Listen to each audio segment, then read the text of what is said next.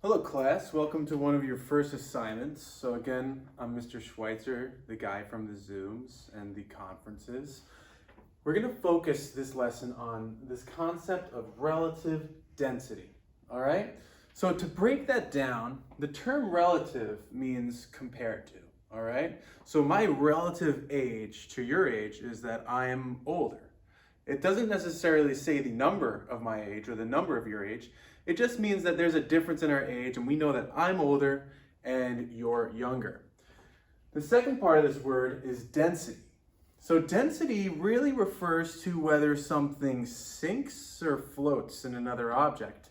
So a relative density will just say, does it sink or does it float? And from there, we'll know if it's denser or more dense or less dense. So we'll get into what that actually means in a little bit, but I'm just gonna start here. We've got a glass of water here, right? So water has a particular density, and density really comes from what the material is made of. So no matter really where you are on Earth, depending on temperature and stuff like that, water's density is pretty much the same.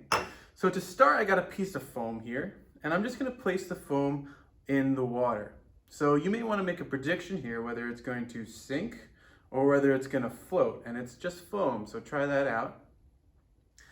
And now we're going to put it in, and it floats. So what is the relative density of water compared to foam? We would say the foam is less dense. Why is it less dense? Because the foam floats in water. All right, so something that might be more dense would be like this pebble here. If I take this pebble and put it in the water, it sinks down to the bottom.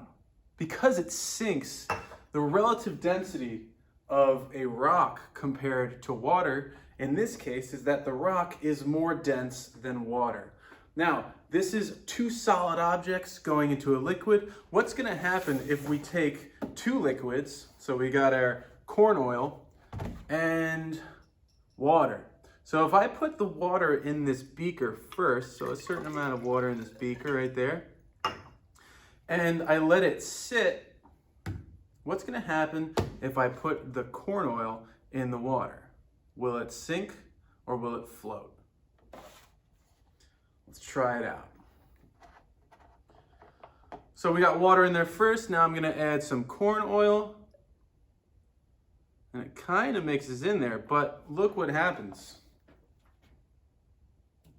It floats. Now you see these little bubbles in here sinking down? The ones going down are actually water that got caught up in the oil, but because water is more dense than oil, it sinks to the bottom.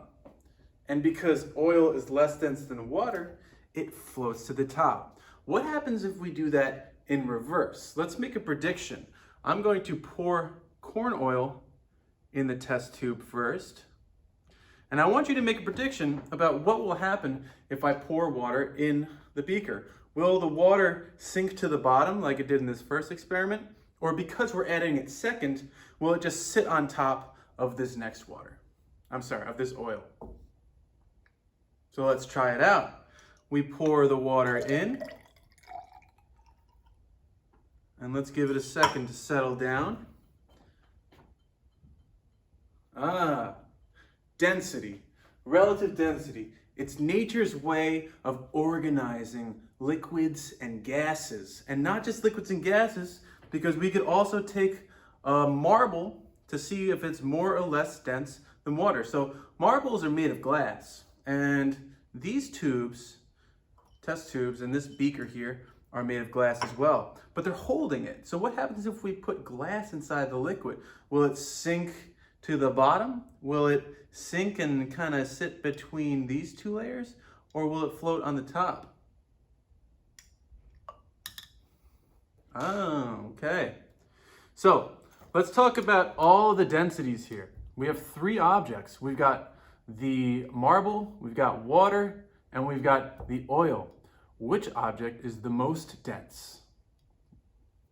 Well, it turns out that the most dense objects sink to the bottom, like rocks. Rocks, if you throw a rock into a pond, 99% of the time it's going to sink to the bottom because it's more dense. So relatively speaking, Water is less dense than rocks. Rocks are more dense than water. Oil is less dense than everything. So whatever sits at the top is the least dense. Whatever sinks to the bottom is the most dense.